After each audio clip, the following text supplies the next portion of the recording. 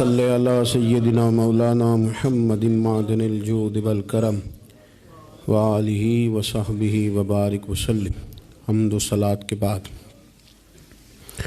اللہ تعالیٰ اپنے بندوں سے بڑی ہی محبت فرماتا ہے۔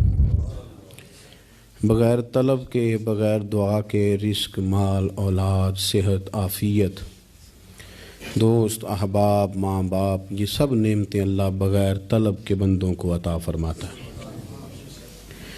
اللہ تبارک و تعالی اپنے بندوں کے حق میں رحمت والے فیصلے کرتا ہے، درگزر والا معاملہ فرماتا ہے۔ جگہ جگہ قرآن مجید میں اللہ تعالیٰ نے اپنے بندوں پر رحمت کرنے کا ذکر فرمایا ہے۔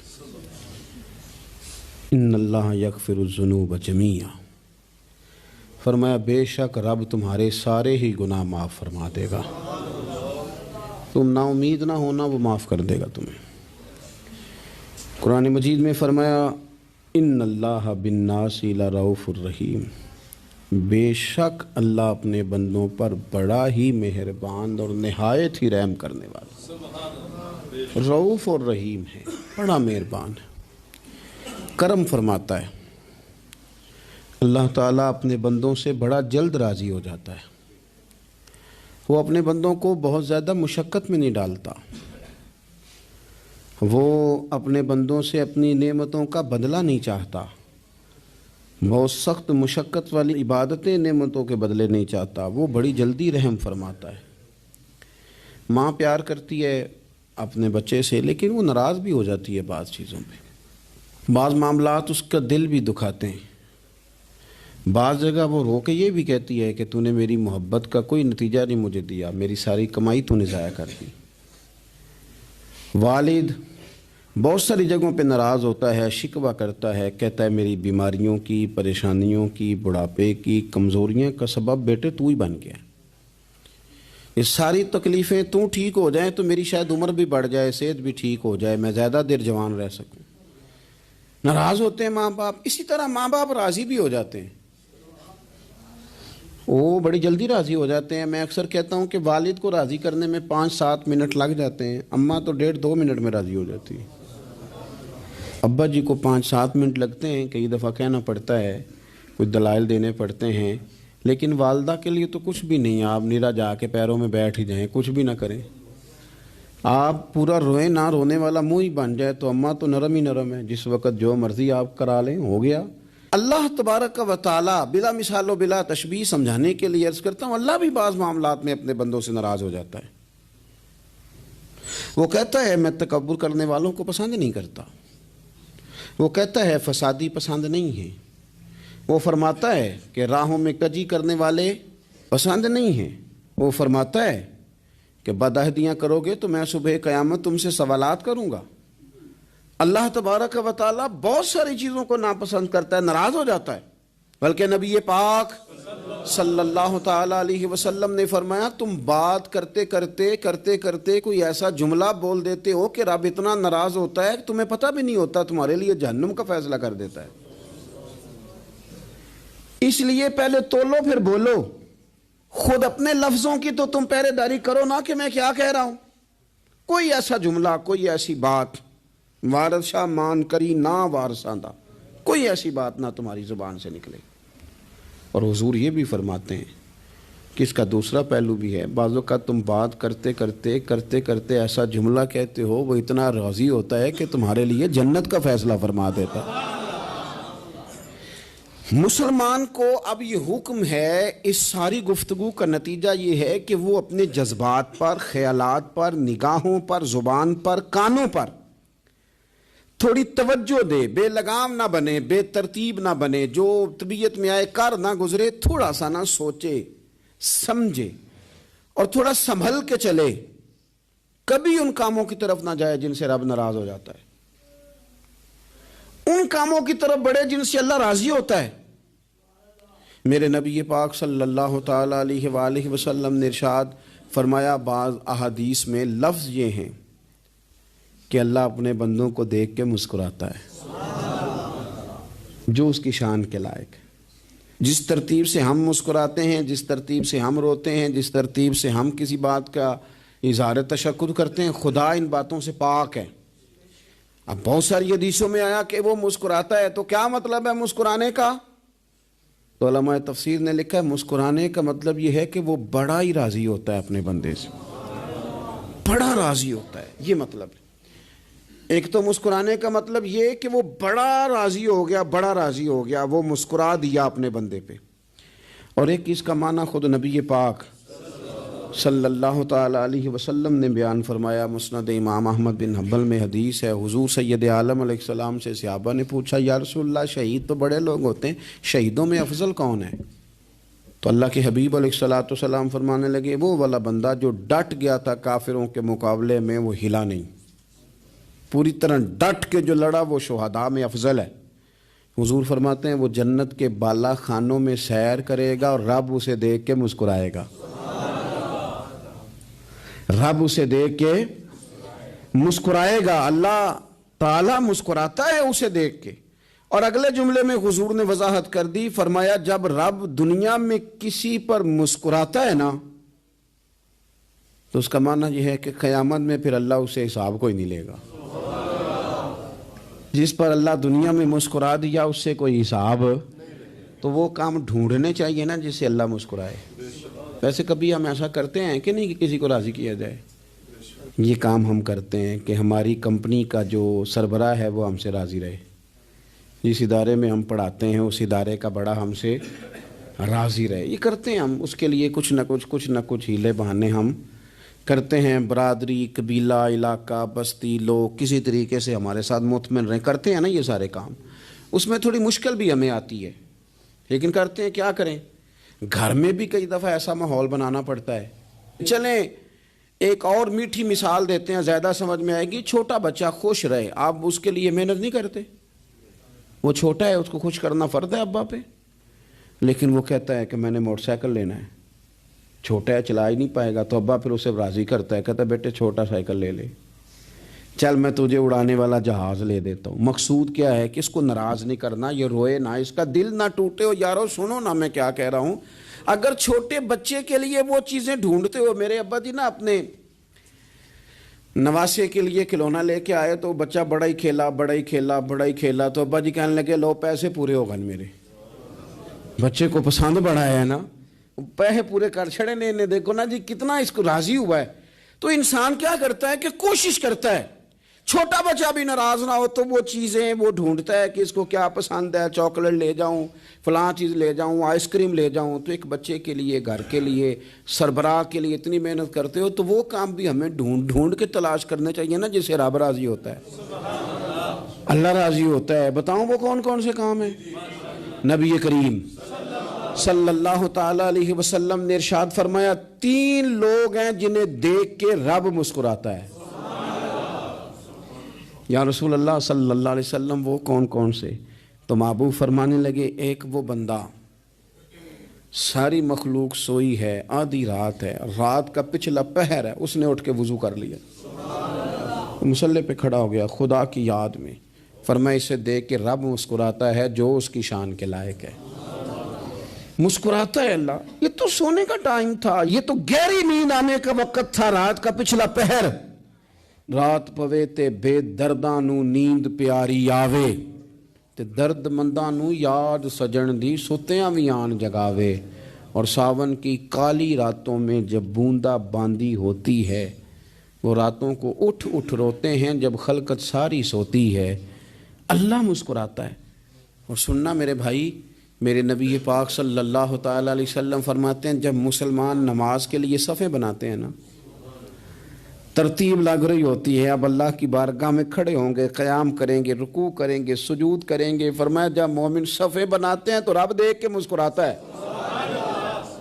مسکراتا ہے۔ کمال ہو گئے عروج بندگی کا، جب بندے کو دیکھ کے رب مسکرائے، خدا بندے سے خود پوچھے بتا تیری رضا کیا ہے، مسکراتا ہے۔ اور میرے نبی پاک علیہ السلام فرماتے ہیں جب مجاہد جہاد کے لیے صفیں سیدھی کرتے ہیں، آج تو یہ رب کے نام پہ مرنے ہی آ گئے، یہ صفوں میں کھڑے ہوں گے، ترتیب سے لڑیں گے، ترتیب سے گلا کاٹیں گے کافروں کا یا شہادت لیں گے، فرمایا جب جہاد کے لوگ صفیں بناتے ہیں تو رب انہیں دیکھ کے مسکراتا ہے۔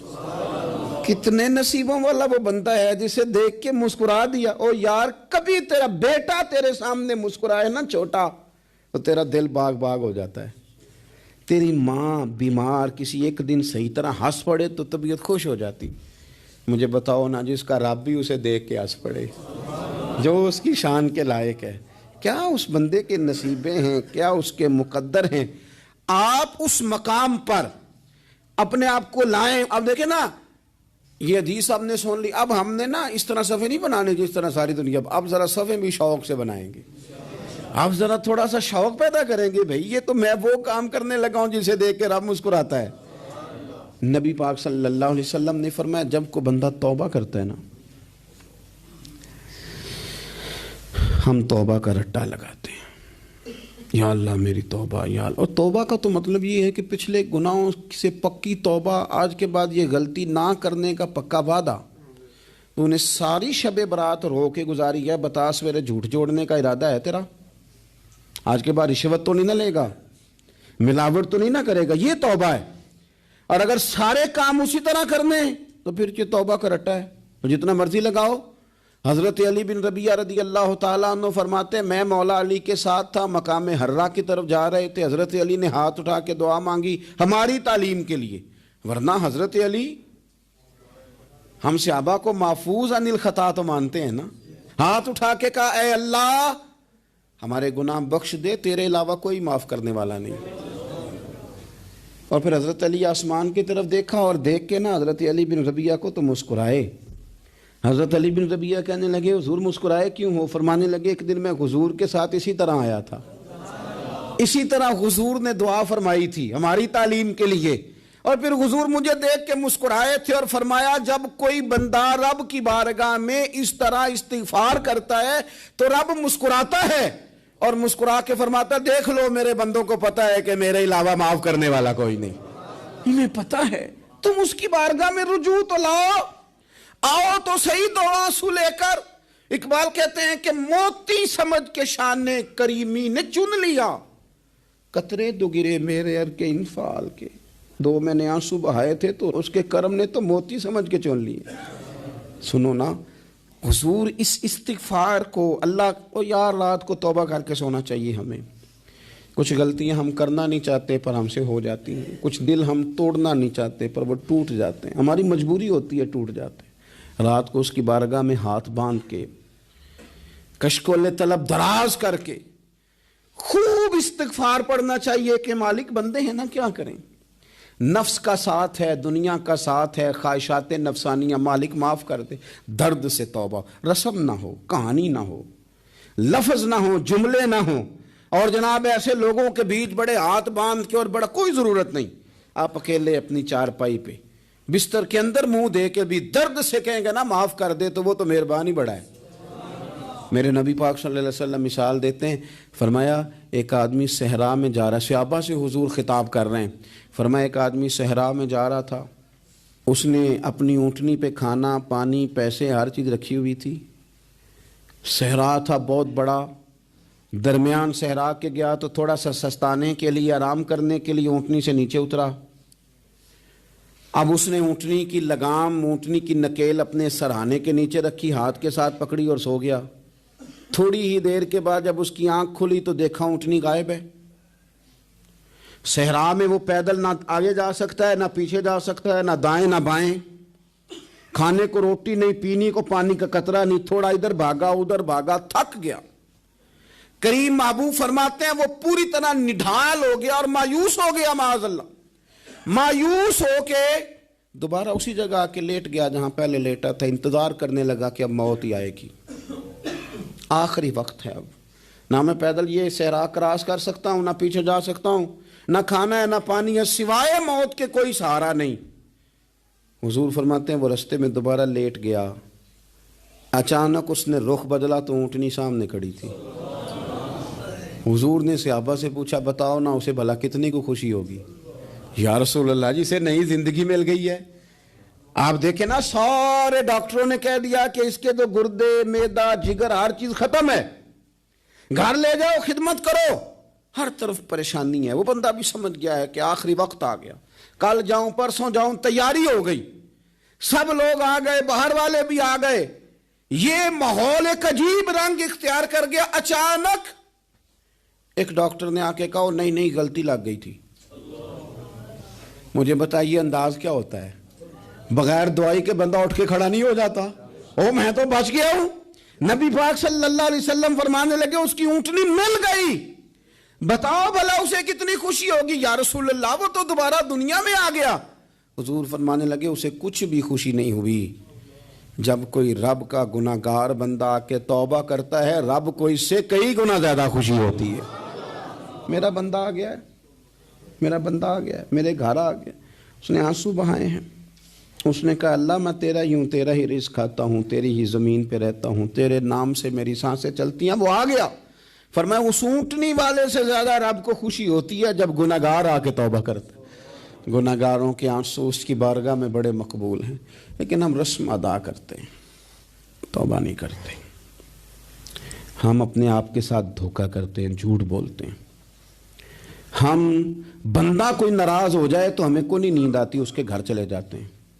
ہم اپنے سارے رشتوں کو, تعلقات کو مینٹین کر کے رکھنے کے عادی ہیں. ہمیں پتہ ہے کہ وہاں میں نہیں جا سکا تو بیٹا بھیجتا ہوں, فلاں شادی پہ میں نہیں جا سکا تو بھتیجا بھیجتا ہوں, بھائی بھیجتا ہوں.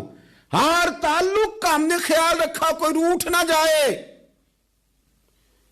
لیکن کمال ہے نا, یہ نہیں سوچا کہ اگر رب روٹھ گیا تو جب وہ روٹھ جائے نا تو سارے رشتے بھی بندے کے پاس موجود ہوں تو کوئی کارآمد نہیں ہوتا. پھر کروڑوں روپیہ جیب میں ہوں تو ڈاکٹروں کی دوائیاں اثر نہیں کرتی. وہ روٹھ جائے تو پھر انسان اس طرح سے پھسلتا ہے کہ بڑے بڑے اس کے پاس دروازے ہوتے ہیں پر کسی جگہ اس کا ہاتھ نہیں لگتا. خدا را خیال کریں, دنیا روٹھتی ہے تو روٹھ جائے, رب رسول ناراض نہ ہونے پائیں, اس کا خیال کریں. حضور فرماتے ہیں وہ مسکراتا ہے, اسے خوشی ہوتی ہے جب کوئی اس کا بندہ اس کی طرف رجوع کرتا ہے. میرے عزیزو, رسول پاک صلی اللہ تعالی علیہ وسلم نے ان لوگوں کے تذکرے کیے جنہیں دیکھ کے رب مسکراتا ہے.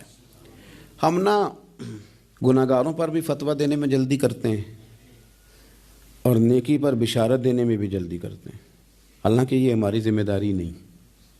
پتہ نہیں اللہ تعالیٰ کس کو کب توفیق توبہ دے کے اپنے قریب کر لے, لیکن بڑی جلدی ہے, بڑی جلدی فتویٰ دینے میں. اور یہ فتویٰ صرف مفتیوں کا نہیں رہ گیا, یہ میری طرح کے, آپ کی طرح کے ڈھیروں لوگ ہیں جنہوں نے جیبوں میں فتوے ڈالے ہوئے. بھئی آپ نے کیوں ذمہ داری لے لی ہے جنت میں داخل کرنے کی اور نکالنے کی؟ یہ تو میرے رب کریم کا کرم ہے, وہ جس کو چاہے جب چاہے جتنا چاہے عطا کرے. لیکن کچھ لوگ نا بڑے پکے ہو گئے ہیں کہ شاید جو میں سوچ رہا ہوں وہی درست ہے. کبھی کبھی کچھ چیزیں عجیب بھی ہوتی ہیں, لہذا خدا کی رحمت پر بھروسہ کر کے بات کرنی چاہیے. اپنی مرضی کے فتوے نہیں داغنے چاہیے. وہ دیکھو جی فلانا بندہ یوں کر رہا ہے, آپ کو پتہ ہی نہیں پوری بات کا, آپ کو علم ہی نہیں پوری بات کا. حضرت بہاءاللہ نقشبند بخاری رحمت اللہ علیہ فرماتے ہیں میں حج کرنے گیا تو وہاں میں نے ایک آدمی کو کروڑوں کا کاروبار کرتے دیکھا تو میرے دل میں خیال ہے یہاں بھی اللہ اللہ کرنی چاہیے تھی, دنیا داری کر رہا ہے. لیکن فرماتے ہیں حج سے فارغ ہوئے تو میں نے دیکھا وہی بندہ سارا کچھ رب کی بارگاہ میں خیرات کر رہا ہے اور سینکڑوں غریب حاجی ہیں جن کو پورے پورے خرچے دے رہا ہے. تو میں نے وہی اپنی سوچ سے توبہ کی کہ میں کہاں تھا. بڑی جلدی کھڑے نہ ہو جائیں. حضرت حسن بصری رحمت اللہ تعالیٰ علیہ ارشاد فرماتے ہیں کہ میں دریا کے کنارے گیا تو وہاں میں نے ایک شخص کو دیکھا, وہ اپنی ایک خاتون کی گود میں سر رکھ کے بیٹھا اور قریب ایک بوتل بھی پڑی ہے. تو میرے دل میں معاذ اللہ خیال آیا کہ دیکھو کس انداز میں ایک عورت کے ساتھ یہ ہے اور پاس بوتل بھی پڑی ہے, جانے شراب ہے. کہتے میں سوچ ہی رہا تھا کہ اچانک کی کشتی آ رہی تھی دریا میں, وہ ہچکو لے کھائے, کشتی میں 4-5 لوگ تھے, وہ دریا میں ڈوبنے لگے. وہ آدمی تیزی سے اٹھا, دریا میں چھلانگ لگائی, پہلے ایک کو نکالا, پھر دوسرا نکالا, پھر تیسرا نکالا. ایک بندہ رہ گیا, کہنے لگا حضور مجھے تو آپ نے گناہگار سمجھا ہے, میں تو بڑے غلط انداز میں یہاں بیٹھا ہوں, آپ نے جو سوچا چلیں یہ چوتھا بندہ آپ نکالنا ہے. کرے نا یہ کام, کرے نا یہ کام. بڑے بھولے بھالے بڑے اللہ والے, ریاض آپ کو بس ہم ہی جانتے ہیں. اتنی جلدی فتویٰ. حضرت حسن بصری فرماتے ہیں میں پشیمان ہوا, میں نے کہا مجھے تیرنا نہیں آتا، تو دیر نہ کر، چوتھا ڈوب نہ جائے۔ پھر تو اس نے چھلانگ لگائی، چوتھا بھی نکال لایا اور کہنے لگا حضرت آپ نے جلدی کی سوچنے میں، یہ بی بی میری ماں ہے اور یہ سرکے کی بوتل ہے۔ ہم ماں بیٹے کا یہ مشغلہ ہے کہ یہ وہ جگہ ہے جہاں آ کے لوگ مسافر اترتے ہیں، اور یہاں سے کسی کا گھر 100 میل ہے، کسی کا 200 میل ہے، ہم صبح سرکہ کھجوریں روٹیاں لے کے یہاں آتے ہیں، مسافروں کی نوکری کرتے ہیں، کوئی پریشان ہو تو مدد کرتے ہیں۔ حضرت خواجہ حسن بصری فرماتے ہیں میں نے معافی مانگی، ان سے بھی مانگی، رب سے بھی مانگی، انہوں نے مانگ لی نا بزرگ تھے، پر ہم کو نہیں تیار مانگنے کو۔ ہم ہر وقت بدگمانیاں، وہ فلانا فلانے جرم کرتا تھا، میں اسے اب کیسے نیک مان لوں؟ بھئی اب وہ نمازی ہے، خدا کے گھر آتا جاتا ہے، اب اللہ کی بارگاہ میں حاضر ہوتا ہے، جب رب نے معاف کر دیا تو بھی سوچ بدل جا۔ سنیں حضور کیا فرماتے ہیں۔ نبی پاک صاحب العلاق صلی اللہ تعالی علیہ وسلم فرماتے ہیں، مسند امام احمد بن حنبل دیکھیے، فرمایا رب اس وقت بڑا ہی مسکرائے گا جب قاتل بھی جنت میں جائے گا، مقتول بھی جنت میں جائے گا۔ یا رسول اللہ مقتول تو گیا، یہ قاتل کیسے چلا گیا؟ حضور فرماتے ہیں جائے گا، اور جائے گا اور رب مسکرائے گا، جو اس کی شان کے لائق ہے۔ یا رسول اللہ کس طرح؟ تو نبی پاک صلی اللہ علیہ وسلم فرمانے لگے اس نے ایک مومن کو قتل کیا تھا، وہ شہید ہو کے جنت میں چلا گیا، اب اللہ نے بعد میں اسے توبہ کی توفیق دے دی۔ پہلے اس نے کلمہ پڑھا، پھر یہ میدان میں اترا، کافروں سے لڑا، یہ شہید ہوا، رب نے اسے بھی جنت دے دی۔ قاتل بھی جنت میں، مقتول بھی جنت میں، اور بات اتنی انوکھی ہے کہ رب دیکھ کے مسکرا رہا ہے، جو اس کی شان کے لائق ہے۔ ہم جلدی میں ہیں، ہم انتظار نہیں کر رہے کہ شاید توبہ کر جائے، ہم انتظار نہیں کر رہے، لیکن میرے عزیز اتنی جلدی نہ کریں۔ سوچوں کا صاف ہونا، ذہنوں کا پاک ہونا، اور لوگوں کے بارے میں گمان کا اچھا ہونا۔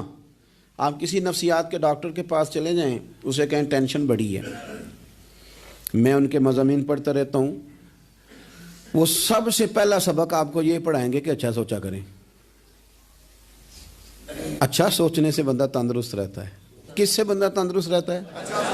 ہیں جی واقعی، یعنی اس والے پڑوسی کے بارے میں بھی اچھا سوچنا ہے، گھر میں اس والے کے بارے میں بھی، چھوٹے بھائی کے بارے میں بھی اچھا سوچنا ہے، اور بڑے کے بارے میں بھی اچھا ہی سوچنا ہے۔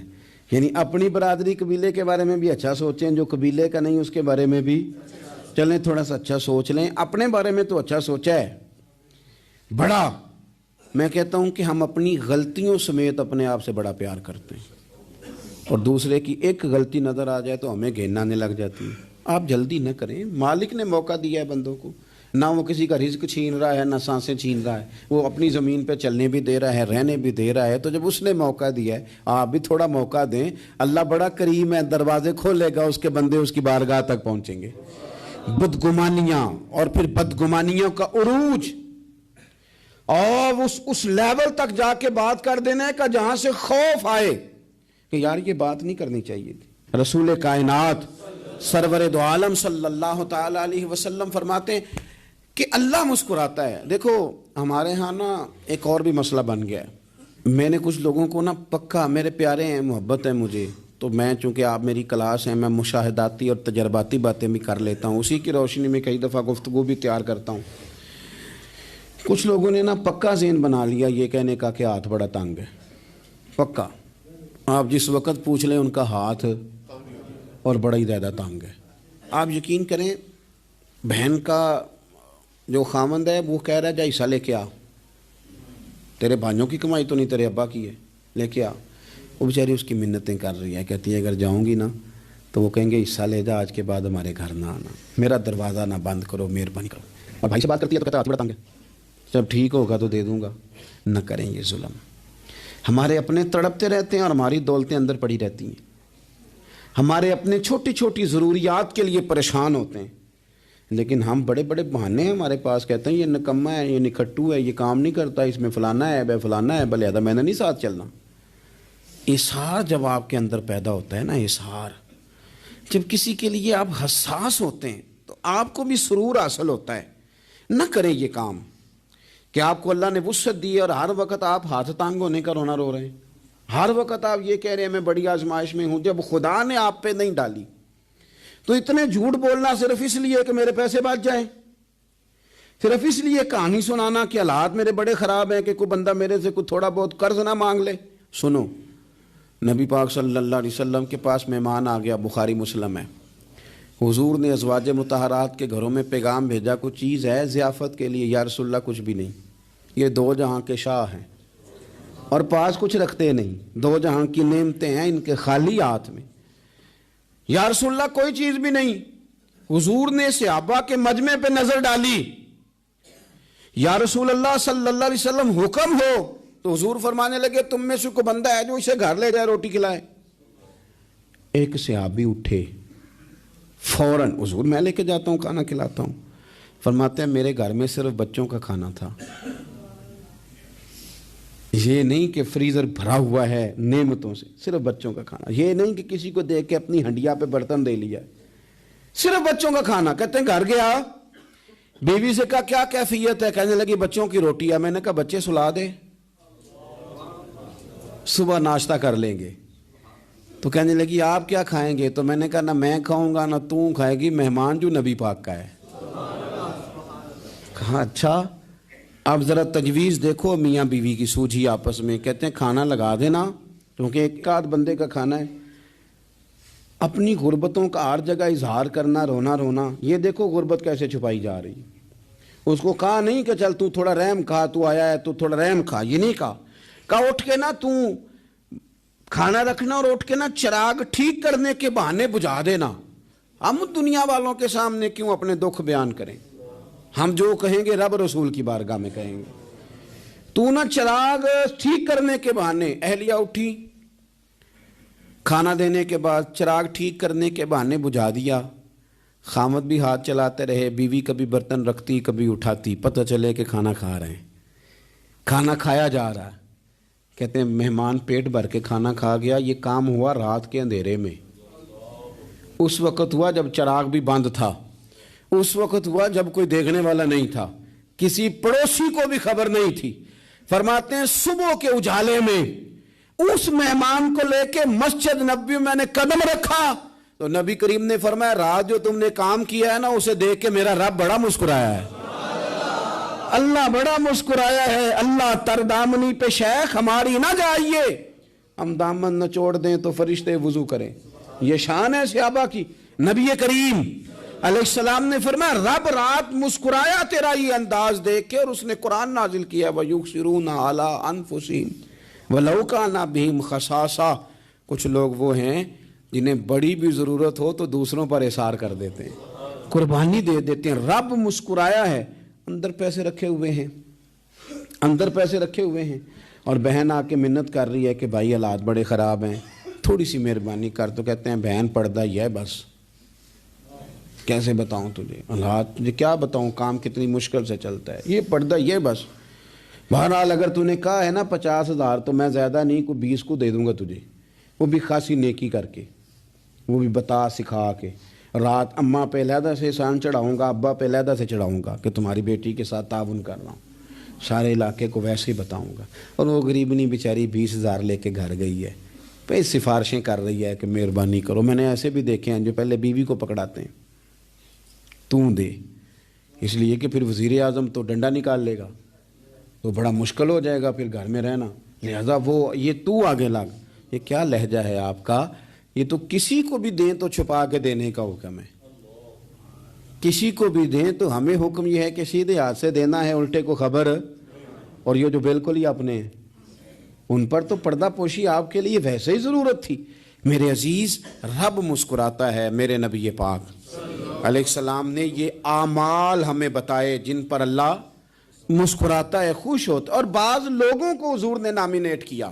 حضرت سعد بن معاذ رضی اللہ تعالیٰ عنہ عظیم صحابی تھے۔ یہ وہ خوبصورت صحابی ہیں جن کے جنازے کو کندھا میرے نبی پاک نے عطا فرمایا، حضور نے کندھا عطا فرمایا۔ کمال ہو گئی، نرخ بازار محبت کا انوکھا ہی ہو گیا، خود خریداروں میں شامل آ کے مولا ہو گیا۔ حضور نے کندھا دیا۔ حضرت سعد بن معاذ رضی اللہ تعالیٰ عنہ کا جب جنازہ اٹھا، ان کی والدہ رو پڑی، بڑے درد سے روئی، ماں تھی نا۔ ان کی آواز جب حضور تک گئی تو نبی پاک نے فرمایا آنسوؤں کو روک لے، آواز کو کم کر لے، تیرے بیٹے کی تو جب روح پرواز ہوئی ہے تو رب مسکرایا ہے۔ جس کے آنے پہ رب راضی ہو مسکرا دے جو اس کی شان کے لائق ہے۔ یہ تو وہ لوگ ہیں کہ جن کے جانے پر نا رب، وہ کسی نے کہا تھا کہ میرے مرنے پہ ہر سو شور مچ جائے گا، دیکھو گے میرے مرنے پہ ہر سو شور تمہیں پتہ چل جائے گا جب ہم جائیں گے، میرے مرنے پہ ہر سو شور مچ جائے گا دیکھو گے، اور کہنے الوداع سرکار خود تشریف لائیں گے۔ اور درویش کہنے لگے بعد مرن دے مکھڑا میرا ہو جاوے جے تازہ، پھر سمجھ لینا محبوب میرے نے آن پڑے ہے جنازہ۔ اور عاشق کا جنازہ ہے، ذرا دھوم سے نکلے اور محبوب کی گلیوں سے ذرا گھوم کے نکلے۔ فرمایا کہ ان کے تو جانے پہ رب کریم، اور حضور نے ایک دعا بھی دی۔ حضرت ابو طلحہ، حضرت طلحہ رضی اللہ تعالیٰ عنہ صحابی تھے، ان کا وصال ہو گیا تو حضور نے دعا بھی دی۔ فرمایا یا اللہ جب میرا طلحہ آئے نا تو اس سے مسکرا کے بات کرنا، یہ تجھ سے مسکرا کے بات کرے جو تیری شان کے لائق ہے۔ تو اللہ تعالیٰ غائب درجے راضی ہوتا ہے۔ ایک دفعہ پھر بات دہراتا ہوں، جو میدان میں ڈٹ کے شہید ہو رب اسے دیکھ کے مسکراتا ہے جو اس کی شان کے لائق۔ جو توبہ صحیح کریں، سچی کریں، رب انہیں دیکھ کے مسکراتا ہے جو اس کی شان کے لائق ہے۔ جو نماز کے لیے صفیں بنائے رب انہیں دیکھ کے مسکراتا ہے۔ جو جہاد کے لیے صفیں بنائے رب دیکھ کے مسکراتا ہے۔ جو لوگ صبح پچھلے پہر اٹھ کے عبادت کریں رب انہیں دیکھ کے مسکراتا ہے۔ اور جو کبھی کبھی بھوکے رہ کے دوسروں پر قربان کر کے اثار کر دیں رب انہیں دیکھ کے مسکراتا ہے۔ بہت بڑی فضیلت ہے۔ اللہ ان سارے کاموں میں سے کسی ایک کام پہ ہمیں بھی لگا دے تاکہ یہ بڑی فضیلت اللہ تعالی ہم گناہگاروں کے حصے میں بھی فرما دے۔ آخر دعوانا ان الحمدللہ رب العالمین۔